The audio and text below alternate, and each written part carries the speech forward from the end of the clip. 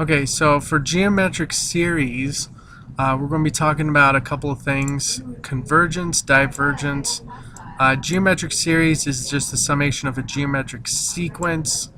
Okay, and in this one, you can actually do both an infinite and a finite series summation. So this is really cool stuff. All right, so in order to talk about convergence and divergence, we need to talk about just the formulas first. So the sum of a finite geometric series is going to be this. Sum of the first n terms is going to be the first term times 1 minus the common ratio to the nth power. Let me double check that formula. And that is correct. That is to the nth power over 1 minus the common ratio. Okay. All right, so everything's all set up. We already know that this is r, this is a sub 1, this is r. That's the number of terms.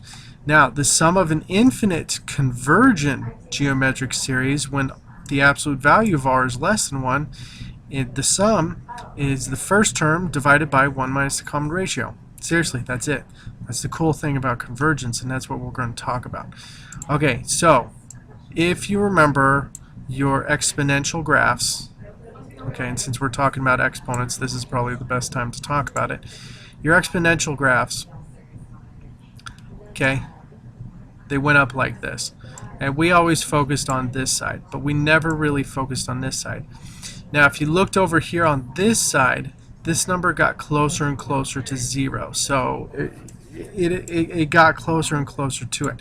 It's called what we approached 0. So the limit as x got more negative, and we would write it like this. The limit as x, or as x got more negative, infinity. Okay. And that limit actually turned into 0 of this actual function. Okay, so the limit is the x went over this way, we went over that way. Okay, so with this one, the common ratio is going to be less than 1. So if you remember your formula, let me do a different color.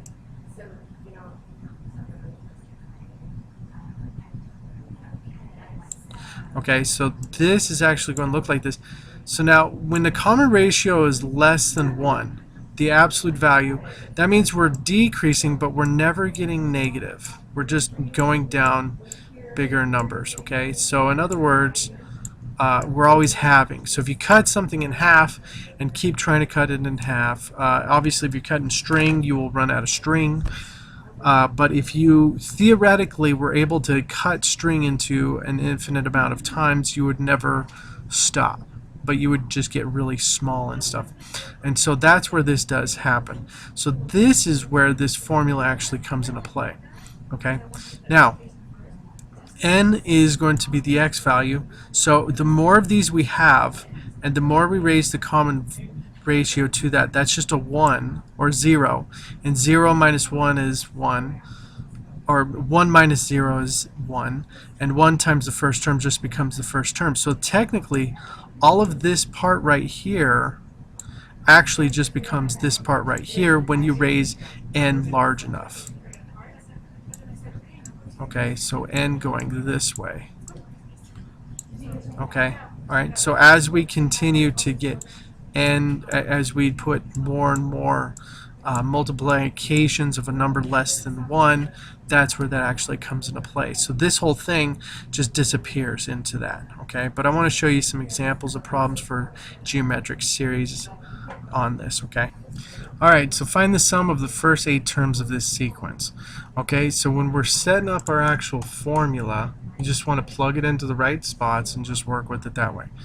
So the sum of, oops, let's make that a capital.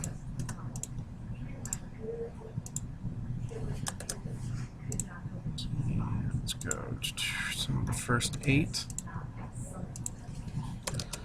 Okay, so sum of the first 8, so you're going to take the first term, it's going to be negative 5 times 1 minus, now the common ratio is going to be a negative 3, so it's going to be 1 minus, put the negative 3 in parentheses. And don't forget that sometimes you accidentally type a 9 if you don't type it in correctly, to the 20th. Okay, so that's the top portion.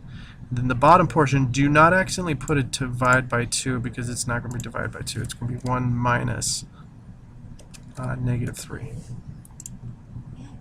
Okay.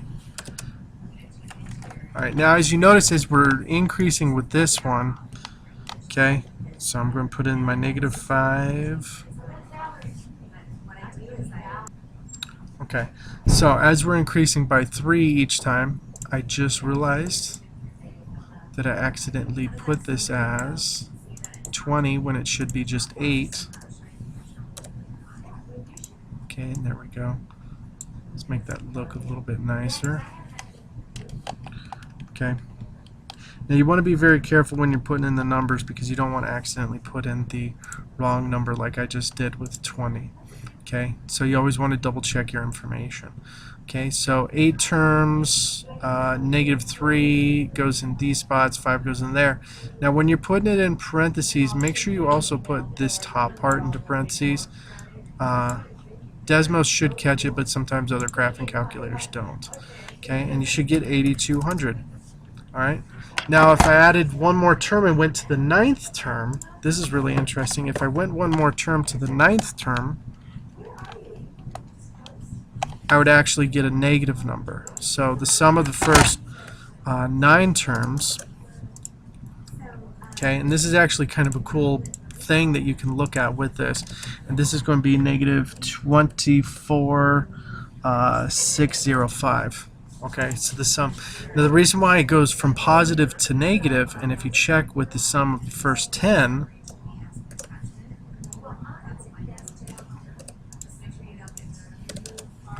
okay, and you can quickly go back and just change the number. Okay, this is going to be 73810. Now if you notice, it's changing from positive to negative to positive again. Okay, now because of that nature, we have negative numbers that we're adding, and so each successive number is bigger. So if we add these 2, it's going to be positive. If we add these 3, it's going to be negative because these 2 are bigger than just this one. And so that's why this is flip-flopping. Now this is what we would call divergence. We're not converging on a single number. We're not coming to it. So this is convergence. And this is why, or convergence, there we go, convergence. In other words, we're going from big positive number to a bigger negative number to a bigger positive number, and as you can see, every odd number is going to be a bigger negative, and every even number is going to be a bigger positive, and we're never just going to converge on one number. So when convergences happen, they have to converge on something. So this is not convergence, but divergence. Okay, so when you have divergence, you cannot do an infinite sum. Okay, you can do a finite sum, but you cannot do an infinite sum. Now in this one right here, if we start calculating it, here's what it will look like. Okay, so this formula is going to look like this. It's going to be 27 times 1 minus 1/3 raised to the 20th power. Okay, divide by 1 minus 1/3.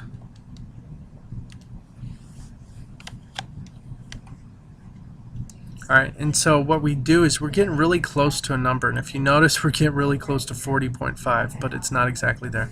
Now if I went to the 21st term, all I have to do is re-put in the same formula, except put a 21 in, and here's what I get: 40.499999961. Okay, and as you can see, I get even closer to 40.5. Okay, so as you can see, this series of numbers, this converges, and we would say converges to 40.5. Okay, now we wouldn't actually say that, we would just leave it as this because this is a finite sum. But if we were to do an infinite sum, we would have the right to actually say it gets to the number of infinity. So this is really cool. So let's set up this one next. Okay, and so on this one, find the sum of this infinite series. Now if you notice, the common ratio is going to be 1/3, which is less than 1, so that's a good sign. Okay, so that means I can use that formula. Now, if this number had been like 3, I definitely could not do an infinite series on it. Okay, for like example, this up here, if this instead had said find the first 8 terms, it had said find the first infinite amount of terms, which obviously is there. This one I couldn't do it, but this one I can. Okay, so I go 12 divided by 1 minus 1/3, and I would get 18 on my calculator. So in fact, I'm actually getting really close. So if I were to like stop at like the sum of the first 999 numbers, I'd probably be getting really close to 17.999999999, you know, that goes on forever. Okay, so I'd be getting real close. So what I would say is that as I go towards infinity, and trust me, I'm not even getting close, this would be a convergence type of series. Okay, so that's huge on that one. Now this one as well, this would be convergence, however finding the common ratio, well no, this wouldn't be convergence because we're actually increasing. So we're going to find the common ratio first, and the common ratio is going to be 3.5 divided by 0.5, or 24.5 divided by 3.5.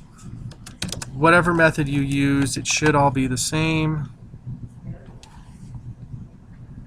It should be 7. Okay, so when working with this one, we would do the sum of the first 8 terms, which would be 0.5 times 1 minus 7 to the 8th power. Okay, and then we would just divide that by 1 minus 7. Now if you notice we're dividing by a negative number, that's because this number is going to get hugely negative real fast and stuff. So we set it up in our calculator and we should get, okay, and if we take a look at it, 480,400, okay, and then if we check out with the sum of the first 9 terms of this sequence, oh, I'm sorry, this series, okay, the sum, all I have to do is go back and change n from 8 to 9, be 3362800.5. Okay, as you can see, it's getting bigger positive, but it's not approaching a certain number. So we would call this a divergence.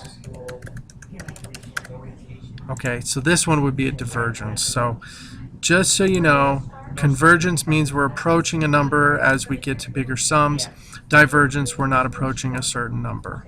Okay, all right, and that is it for geometric series. I'll talk to you guys later. Bye.